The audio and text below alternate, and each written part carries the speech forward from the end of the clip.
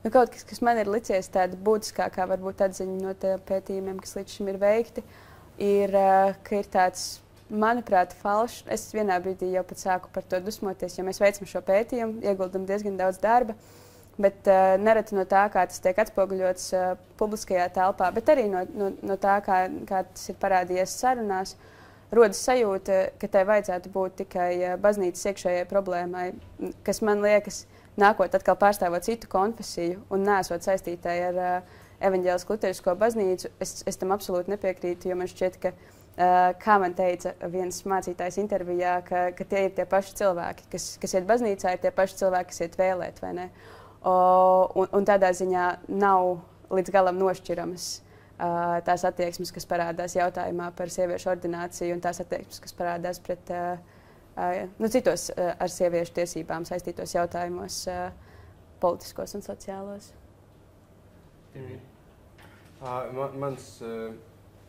Mans lielākā atziņa šobrīd laikam ir pavisam nezinātniski. Tā ir tāda anekdotiski dati, ko es esmu kaut kur salasījis, veicot intervijas ar mācītājiem un dažādiem cilvēkiem, kas ir piesaistīti baznīcām. Man kaut kā ļoti fascinēja tie teoloģiski virzītie argumenti, kas tika dažreiz piedāvāti no mācītāju puses par labu sieviešu ordinācijas aizliegumam. Tas bija interesanti. Viens vīrietis piedāvāja šādu teoriju, ka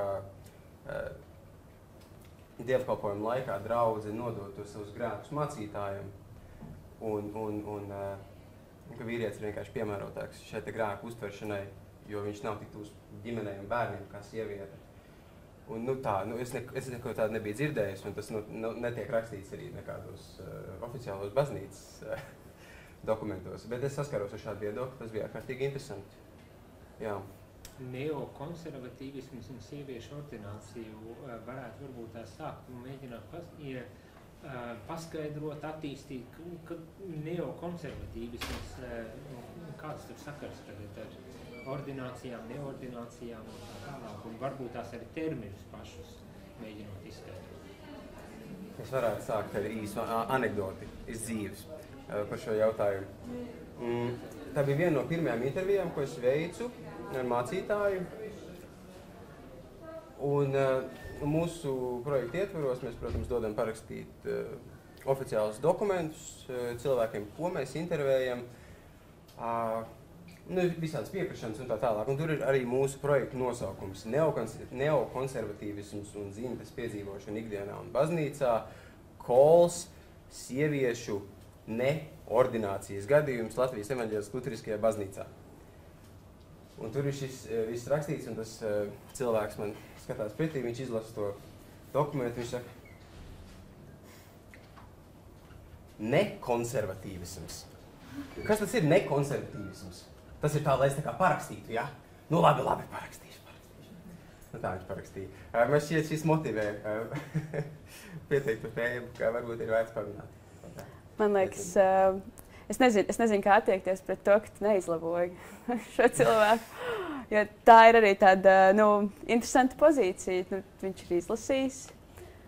Iespējams, ka šis vārds varētu atbaidīt tieši konservatīvās domas piekritējs un pārstāvis. Jo nevienam, man liekas, ka tā problēma ir pavisam cilvēcīga. Nevienam nepatīk tikt liktam kaut kādā kastītē, kas paredz, ka tu jau esi piekritis noteiktam kaut kādam vērtību laukam un noteiktai uzskatu kopai. Un es domāju, ka tieši tā, es nezinu, man liekas tas aizraujoši, ka tu nepateici. Palika kopija. Ja palika kopija, bet varbūt tās paskaidrot nedaudz tos terminus, jo arī šeit, ja nākot iekšā uz sākums, redzēt, ka ir visdažādākie vārdi. Cilvēki, kas nāks iekšā, viņiem tika vienkārši prasīts, kas ir kas ir konservatīvisms un kas ir liberālisms. Un tad visādi sociņas partijas populārākā bija, ka tie ir konservi. Bet bez konserviem viss kaut kas cits arī ir, protams, uzrakstīts. Kā jūs definējat, kas ir konservatīvisms, kas ir liberālisms un kas vēl tāds neokonservatīvisms ir? Jā, arvien vairāk iepazīstot šos jēdzienus, tur paveras vienkārši liela plašs lauks dažādiem pārpratumiem. Man, piemēram, jaunums bija uzzināt, ka eksistē liberālais konservatīvisms un libertārais konservatīvisms. Ko nevajag jaukt ar konservatīvo liberālismu. Jā, un patiesībā, ka šie jēdzieni, kas tiek pozicionēti un pasniegti, tā kā tie būtu absolūti pretstati, ļoti daudzās politiskās teorijās un arī valstu sistēmās pastāv ciešā sajūgumā un papildina cits citu. Lūk. Bet es domāju, es varētu atbildēt uz to jautājumu no otra gala par neokonservatīvismu. Es sacītu, ka šis vārds, kā tas parādās un tiek lietots mūsu projektā, tas neo vienkārši norāda uz kaut kādu atjaunošanos vai ne uz kaut kādu atkal atgriešanos. Šo te, es cenšos izteikties, nepielādēti. Uz noteiktu izmaiņu, ko varētu raksturot kā konservatīvu sieviešu neordinēšanu proti. Tā izskaidrot to neokonservatīvismu. Bet cik tā runa ir par konservatīvismu, es tev pilnīgi piekrītu, Sofija. Tur ir liela terminoloģiska putra. Bet es labprāt atspērtos no tiem vārdiem, kas šeit ir rakstīti. Šeit ir... es nesaprotu, kāpēc tur ir rakstīts amerikāņi. Tur tā lieta, ka daudz no tiem vārdiem patiesībā uzreiz pirmajā brīdī nevar varbūt tās asociēties ar konservatīvismu vai liberālismu un tādā garā. Un bija arī jaunieši, kuri pilnīgi skaidrs pat nenojaut, ko šie termini sevi ietver. Un tad radās ar domu, varbūt tās vispār nevajag lietot šos terminus, ja, piemēram, mēs jaunajai paaudzei viņi neko neizsaka. Bet varbūt arī pamatot. Man liekas, ka balstīties pārāk ļoti šajā kaut kādā nošķīrumā starp konservatīvo un liberālo ir nepatiesi un naivi. Jo, kā jau mēs teicām, ka tur ir tik daudz dažādu nianšu un patiesībā nav kaut kāda tāda stabila lieta, kas ir konservatīvisms. Mēs iepazināmies ar vairākām definīcijām. Daži uzskata, ka tas ir saistīts vairāk ar varas attiecībām, ar vēlmi saglabāt un pieturēties pie iepriekšējās, varbūt pat institūcijas un kaut kādas pastāvošās varas. Citi atkal aizstāv tādu tradicionālu skatu, saistot konservatīvismu ar vēlmi pieturēties pie tradīcijas, ar vēlmi atgriezties pat neobligāti paturēt to, kas šobrīd mums ir, kas ir interesanti, tā konservatīvisma jēdziens pirmo reizi arī parādās. Tas parādās pēc Franču revolūcijas ar mērķi nevis, ka tas, ko Franču revolūcija ir izdarījusi, ir labi, un mēs gribam, lai tas paliek, bet tieši atgriezt to, kas bija pirms tās. Tas nav arī obligāti nepieciešams, ka konservatīvs nozīmē konservs, tādā nozīmē, ka nekustīgs un statisks arī bija viens no tiem vārdiem tur. Tas var būt arī uz izmaiņu vērsts, bet tie tradicionālisti, ja mēs viņus varam tā saukt, cilvēki, kas vēlas saglabāt kaut kādu tradicionālu sistēmu, kas var būt arī liberāli. Un te mēs atkal nonākam kaut kādā, ko darīt, ja mūsu tradīcijas būtu liberālas tradīcijas, kas bieži vien ir tas gadījums, piemēram, Amerikā, konservatīvisms un liberālisms vispār cieši sajūgts arī ar ekonomiku, un viņu tirgus sistēma ir tradicionāli konservatīva, liberāla, jo vienkārši vienmēr tā ir bijusi uz liberālām vērtībām veidot tirgus sistēmu, un tas ir tas viņa konservatīvisms. Un tāpat arī citās kultūrās un citos laikos tas, ko ietver vārds konservatīvisms, var būt ļoti, ļoti, ļoti dažādas lietas. Es gribētu piebilst vēl par tiem jauniešiem. Man ir nojauta, kāpēc kāds tur ir uzrakstījis vārdu amerikāņi, un šī nojauta ir tas apstākļus, ka amerikāņu mēdījos vārdi konservatīvs un liberāls tiek ļoti vazāti pa virsrakstiem, vai ne? Tur Amerikā ir de facto divpartiju sistēma šobrīd. Un, protams, demokrāti tiek saukt par liberāļiem un republikāni tiek saukt par konservatīviem, un tie ir tādi slogani, tādi saukļi, birkas, ko viņi karina viens otram. Un arī tie atslēgas vārdi, kas ir sarakstīti šeit, daži liek man domāt, ka tur ir kaut kādas vēsmas no ASV politikas ieplūduši šajā terminoloģijā arī pie mums. To mēs pilnīgi noteikti redzam. Asociācija ar Ameriku vienmēr ir uz noteikti kaut kādu politisku background, tā saucamā, un tādā vietā. Starp citu, ja kādam ir jautājumi, tad, protams, to var darīt un uzdot arī jautājumus, tikai atvienāk ir klāt mikrofonu. Vai konservatīvisms un liberālisms neiet tādos ciklos, tā kā tās idejas, kas kādreiz bija jaunas un attiecīgi loģiski, tagad varbūt ir vecas, un vai tas neiet tādos ciklos tādā veidā? Man patīk šis jautājums. Es varu mēģināt atbildēt? Jā, bet es gribēšu papildināt. Īstenībā šis ir jautājums, kāpēc mēs arī gribējām par to runāt. Jo tā bija pirmā lieta, par ko mēs nonācām kaut kādā strīdas situācijā, runājot par to, vai tā ir vai tā nav. Bet lūdzu sāc. Jā. Es sapratu jautājumu šādi, vai nenotiek tā, vai nevarētu notikt tā, ka tas, ko mēs šobrīd saucam par liberālu vai progresīvu, pēcāk kļūst par konservatīvu vērtību un iespējams otrādi. Ja? Jā. Okay. Es piekrist šādam apgalvojumam, ka tā var notikt. Tā ir konceptuāla iespējamība. Man šķiet, ka jēdziens konservatīvisms absolūti pieļauj šādu iespējamību. Es pieslēnos tam pulkam, kas uzskata konservatīvismu par relatīvu jēdzienu. Proti, nevis konservatīvisms ir fiksēta vērtību kopa, kur mums ir tās vērtības, ko mēs šobrīd saucam par konservatīvām vai tradicionālām. Tam es nepiekrītu. Es teiktu, ka visauglīgākā vārda konservatīvisms, neteiksim definīcija, bet visauglīgākais raksturojums ir tāds, kas pieļauj šo fleksibilitāti. Un konservatīvisms attiecīgi vienmēr ir novietots kaut kādā kultūrā. Šobrīd tā ir sagadījies nejaušības pēc, ka mēs par konservatīvām vērtībām saucam kaut kādu tradicionālo ģimenes modeli, vai ne, vai luterāņu baznīcā sieviešu neordinēšanu par mācītājiem un tā tālāk, bet tas varētu būt bijis citādi, un tad citos apstākļos konservatīvisms ietver citas vērtības, ir piekrist.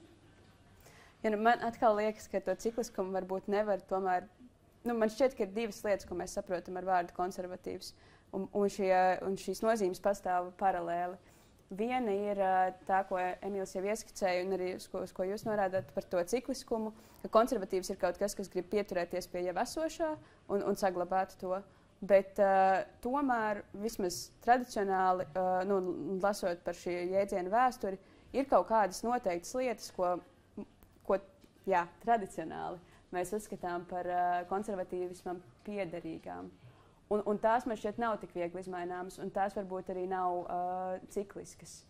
Tās ir kaut kādas ļoti, ļoti jau tādas senākas un dziļākas lietas. Jā.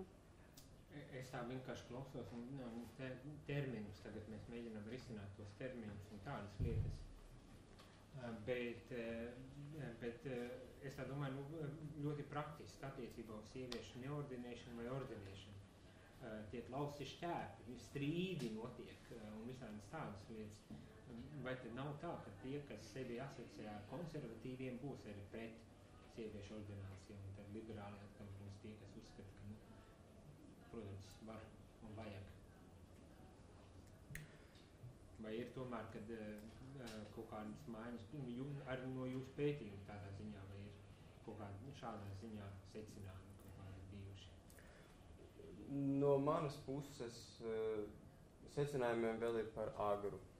Es esmu iedziļinājies, kaut kādus secinājumus es varētu izdarīt par mediju vidi, bet tāda nojausma ir tāda, jā, protams, ka cilvēki ar konservatīvu dispozīciju sliecas piekrist lēmumam par sieviešu neordināciju. Ja mēs piekrītam, ka Telos ir konservatīvs medijs, un šie grūti tam nepiekrist, tas ir rakstīts viņa mājaslapā. daudz no šiem cilvēkiem, ar ko man sanāca veikt intervijas, piekrita, ka viņi lasa telos, un tur ir saistības, bet es nebūtu gatavs izdarīt pārsteidzīgus secinājumus. Labdien, lai es redzētu tāpēc, es bišķi piesēdīšos. Labdien. Ja es pareizi sapratu, Valdemārs Lauciņš, ja es pareizi sapratu, jūs teicāt, ka sabiedrībai jābūt teikšanai baznīcas lietās, ja es pārpratu. Nē, tas nebija tas, ko es apgalvoju. Tas vairāk ir par interesi un par apzināšanos, ka šie procesi ir saistīti, ka tas, kas notiek baznīcā, nav tās attieksmes, piemēram, ko mēs varam novērot baznīcā, attieksmes par sievieti kā pret vienlīdzīgu un tam līdzīgi, ka tās pārnesas arī uz plašāku sabiedrību un uz citiem sociāliem procesiem. Tā sieviete, kas iet baznīcā, ir tā pati sieviete, kas iet vēlēt, vai tas pats vīrietis, vienalga. Tā ir tā saistība, ko es gribēju norādīt. Tad tikai izrietoši secinājumi? Nē, proti, ka vienkārši man šķiet, ka tās attieksmes, ko mēs atbalstām un proponējam baznīcā, tā attieksme, ko mēs attīstam tur, tā parādās arī plašākās sabiedriskos procesos. Un tādā ziņā es neapgalvoju, ka valstī būtu jāiejaucas baznīcas lietās, nebūtu ne. Bet es domāju, ka būtu svarīgi apzināties, ka šādas attieksmi lietas un sociāli jautājumi, piemēram, ļoti spēcīgi pārklājas sabiedrībā. Jā.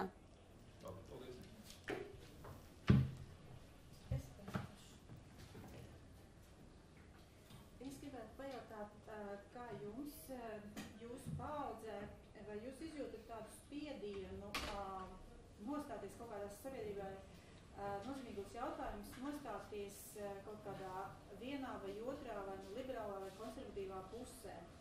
Jo es piemēram, jūtu, ka ļoti daudz jautājumu ir tādi, un cilvēki ļoti daudz mēdz būtībā uzreiz karināt birkas. Ja? Tev ir vai tātad, ja tu uzskati tā, tad tu esi pie tiem, un ja tu uzskati tā, tad tu esi pie tiem. Un man lielākā problēma, ka es bieži vien uzskatu gan tā. Ja?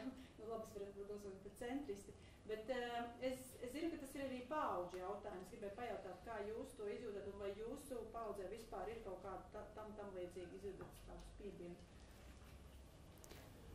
Es domāju, ka tas ir atkarīgs no jautājuma. Ir kaut kādi jautājumi, kur varbūt mazāk parādās tāda pozicionēšanās, bet ir kaut kādi jautājumi, kur vismaz manā burbulī tā pozīcija ir ļoti skaidra. Es teiktu, ka pastāv šī birku karināšana. Mums nesen bija satiksmēs ar draugiem, kur vārdus es neizpaudīšu. Cieņas un goda vārdā es tos neizpaudīšu. Mums bija tāda kā neliela konservatīva atzīšanās. Mēs sēdējām aplī un mēs teicām, jā, īstenībā, draugi, es, nezinu, kā es jūtos par šo jautājumu, jā, kur attiecībā pret dažādiem uzskatiem, kas tiek traktēti kā liberāli vai progresīvi, jā. Tā kā ir šīs lietas. Tur bija jūtams neērtums telpā, kad mēs runājām par šīm birkām un kā mēs neierakstājāmies tajās visā pilnībā, ja es pareizi sapratu ar jautājumu.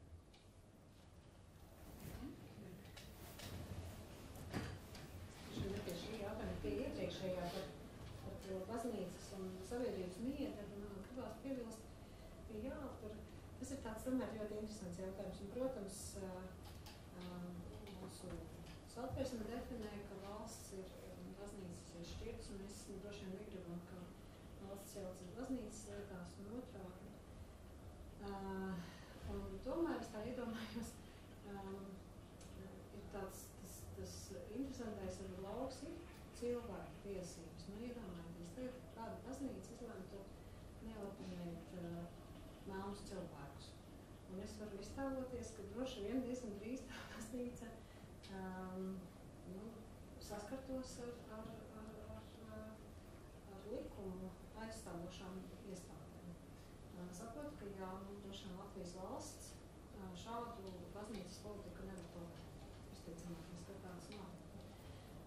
Šajā jautājumā par sieviešu ordināciju vai arī mūsu darba likums un viss pārējais nosaka, ka diskriminēt pēc dzimuma nevar.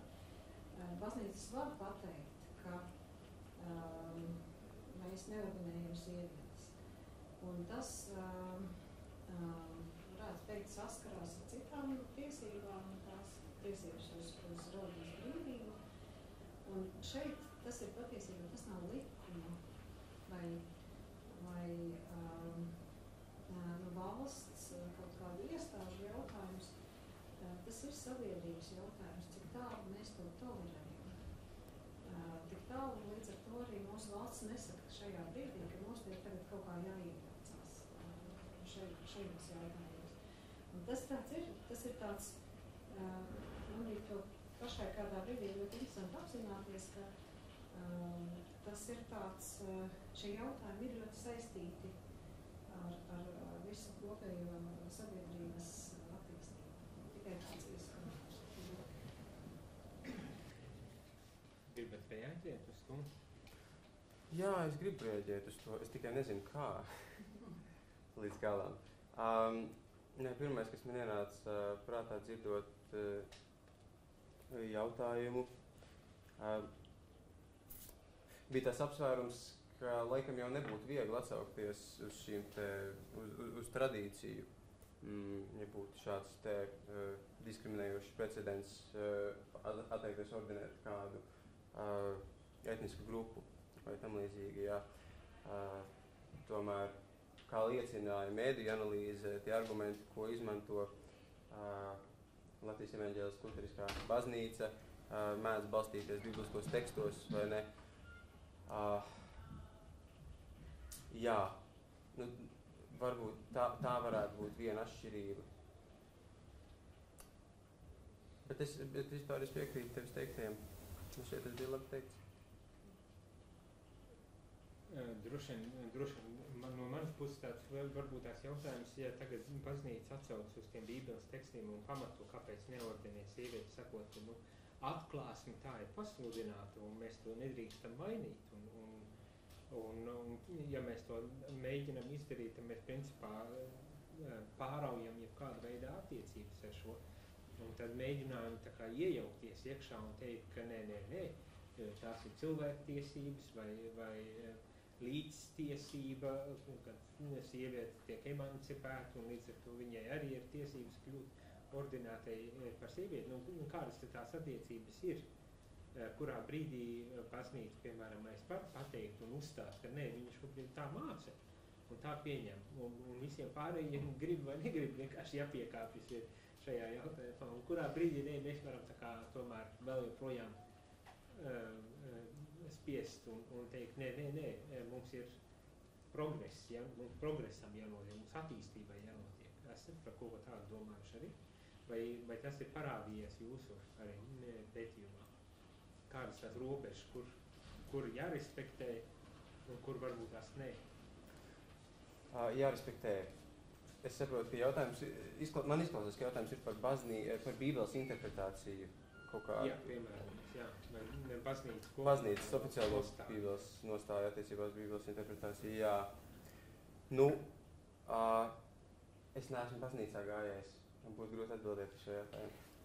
Viņi analizē medijas ar komunikāciju. Komunikācija baznīcai ar gan iekšēju, gan ārēju ar sabiedrību. Jā, tā mediju analīze īstenībā parāda ļoti interesantu lietu, proti, ka tie argumenti, ko izmanto reliģiskas personas, reliģiskā pārstāvniecība principā, un tie argumenti, ko izmanto cilvēktiesību aizstāvi vai otras puses, teiksim, pārstāvi, vispār, protams, nav 100%, bet ļoti reti, kad pārklājas, ka pārsvarā, tu jau arī iezīmēji, Jāni, ka ir vieni, kas atsaucas varbūt uz tradīciju, uz bībeles tekstu interpretāciju, un citi, kas atsaucas uz likumiem, uz cilvēktiesībām, uz tam līdzīgām lietām.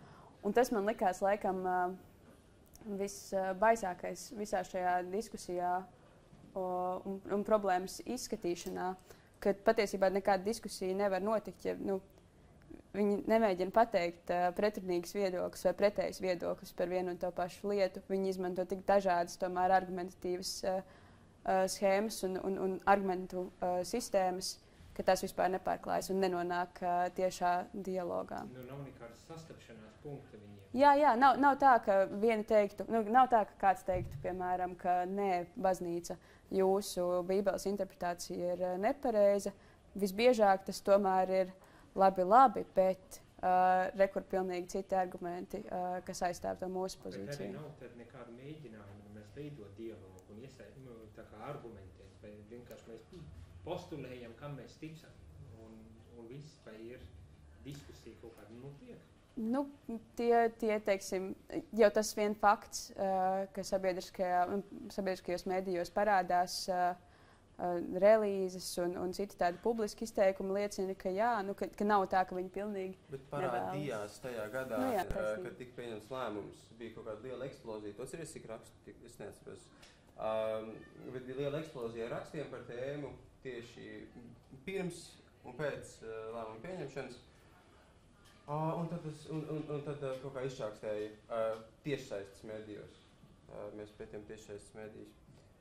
Papildinot tevis teikto par to nesastapšanos argumentatīvajā plāksnē, man ļoti, ļoti interesanti šķita, ka gan, es atļaušos teikt, gan liberālā, gan konservatīvā puse izmantoja argumentus atcaucoties uz tradīciju vai varbūt uz autoritāti, reliģisku autoritāti.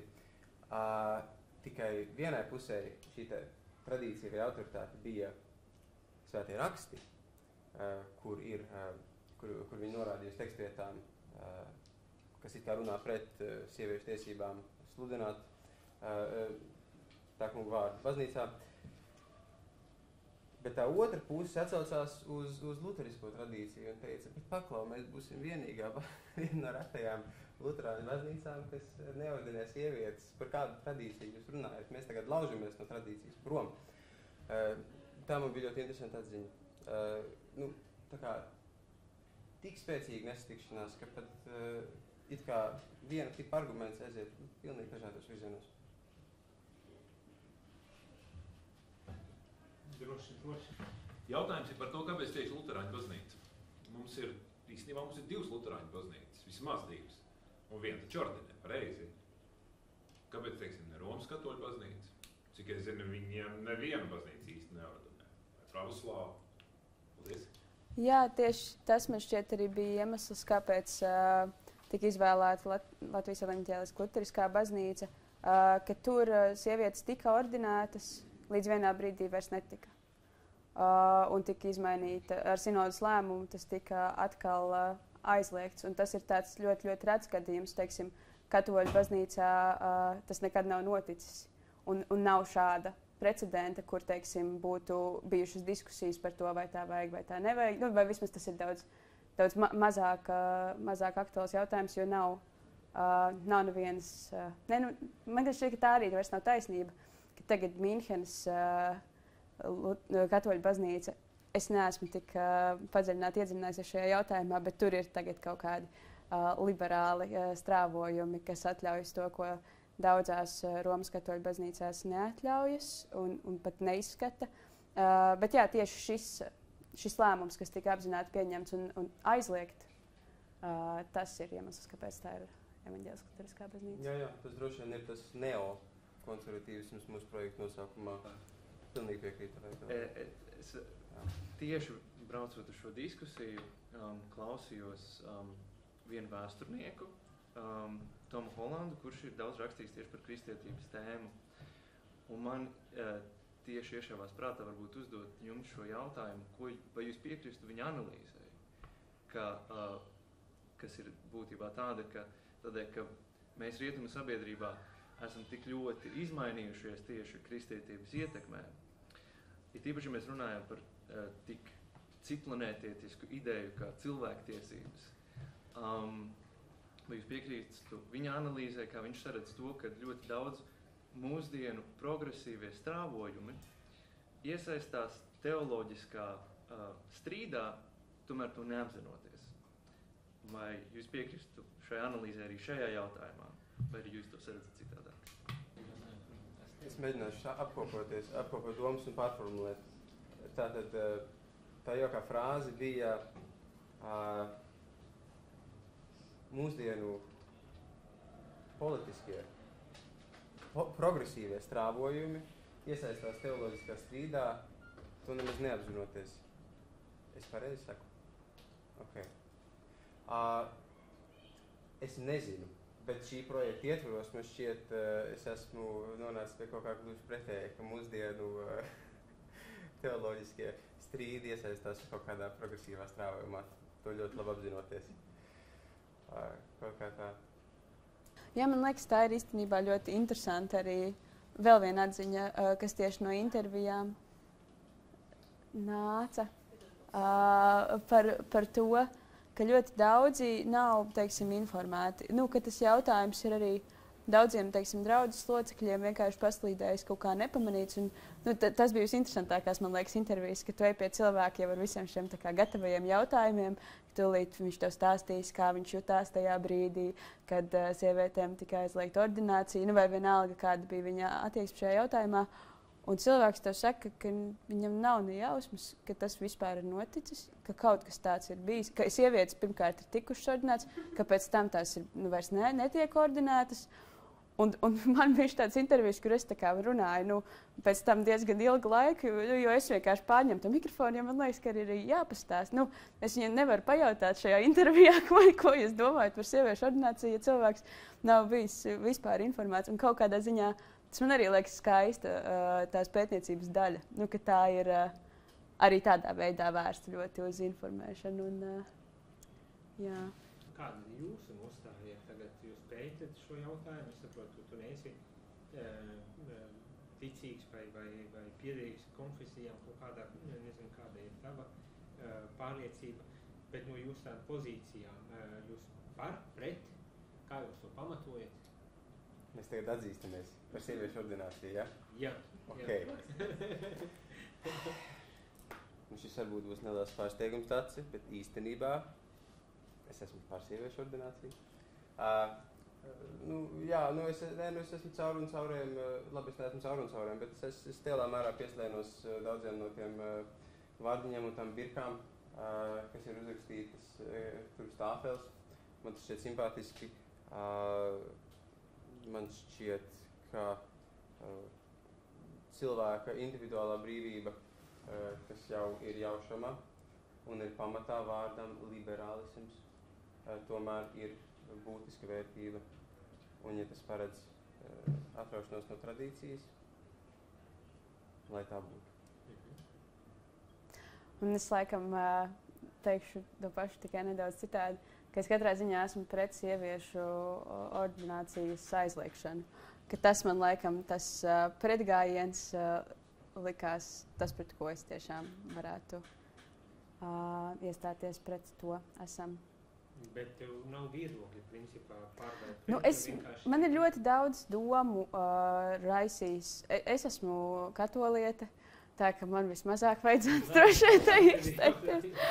Nē, man liekas interesants šis aizlieguma gājiens. Tas man laikam liekas grūts un tāds man vēl joprojām nesaprotams solis. Man liekas interesants dialoga trūkums. Un vēl man liekas ļoti interesanti, kā šo lēmumu ir ietekmējis tas, kā mēs vispār raugāmies uz būšanu, uz priesterību. Tas bija arī kaut kas man ārprātīgi aizrāva sarunās ar mācītājiem, tīpaši, vai tas ir amats, uz ko varētu attiecināt, teiksim, tādas amata likumus un tam līdzīgas lietas, vai arī tas ir aicinājums, kam ir pilnīgi citi, teiksim, izvērtēšanas kritēriji, kam to piešķirt vai nepiešķirt. Lūk, skaidrs, jā. Nu jā, man šķiet, ka tas ir bijis savāds lēmums aizliegt sievietēm ordināciju. Tad jūs esat divi ar Luterisko baznīcu nesaistīti cilvēki.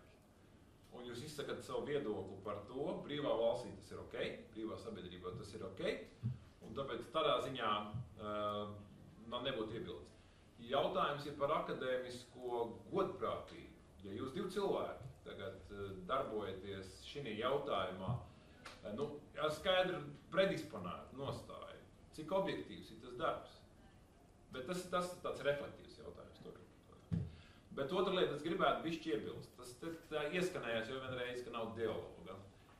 Es iebildīšu pret šo frāzi. Un es pateikšu, kāpēc.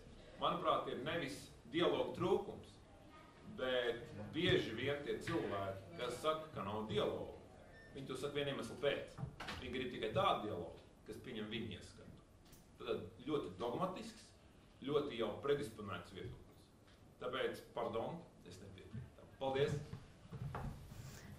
Jā, nu tādā ziņā man liekas interesanti atkal šie interviju apliecinājumi. Nu, skaidrs, nav tā, ka mēs esam nointervējuši visus Luterāņu baznīcai piederīgos, bet ja Luterāņu baznīcā gājēji nav vispār bijuši informēti par šo lēmumu, tā man liekas, ka tas uzrāda dialogu trūkumu. Un otrs ir tas no mēdījiem, kur arī... Es nesaku, tas nav akmens Luterāņu baznīcas dārziņā. Tas noteikti arī ir sabiedrības un plašākas mēdīju neinteresētības dēļ. Vai es nezinu, kas tur tajā laikā to visu ietekmēja. Ļoti daudz rakstu ir par to, kam jāpiedara ir Doma baznīcai, piemēram, vai te ir jābūt Luterāņu baznīcas vai Rīgas domas pārvaldībā. Par to ir daudz vairāk, teiksim, informācijas vienkārši elektroniskajos digitālajos plašsaziņas mēdījos nekā par šo jautājumu, kas, manuprāt, tomēr parāda to, ka ir maz salīdzinoši par to runāts. Es savukārt gribēju pieskarties te objektivitātei. Pirmkārt, mēs izmantojam dažādas zinātniskas metodas. Mēs tiecamies uz objektivitāti šādā ziņā un neļaujam, cenšamies neļaut un cerams, ka arī veiksmīgi neļaujam savām simpātijām vai antipātijām virzīt pētījumu rezultātus. Tas būtu absurdi. Bet es tomēr piekritīšu tik tālu, cik tālu absolūta objektivitāte, protams, ka nav sasniedzama. Jā, tādā ziņā mēs absolūti esam vainīgi. Bet arī, ja es būtu teicis pretējo, un es būtu teicis, jā, es esmu pret sieviešu ordināciju, jūs būtu varējis pajautāt tieši to pašu, kā tad mūsu pētījums var būt objektīvs, vai ne? Jūs nebūtu varējis to pajautāt, ja mēs būtu teikuši, ka mums ir pilnīgi vienalga, bet ja mums būtu pilnīgi vienalga, mēs droši vien šeit nebūtu, un mēs neveiktu šo pētījumu. Man šķiet, tādā ziņā tas pat varbūt ir ieguvums, ka mēs neesam baznīcas pārstāvi. Man nav tādas vīzijas vai mērķa kaut ko izmainīt Luterāņu baznīcā ar intervijām, ko es veicu, vai ar to analīzi, ko es veicu. Tas man ir tīri arī tiešām tāds pētniecisks intereses jautājums. Lūk.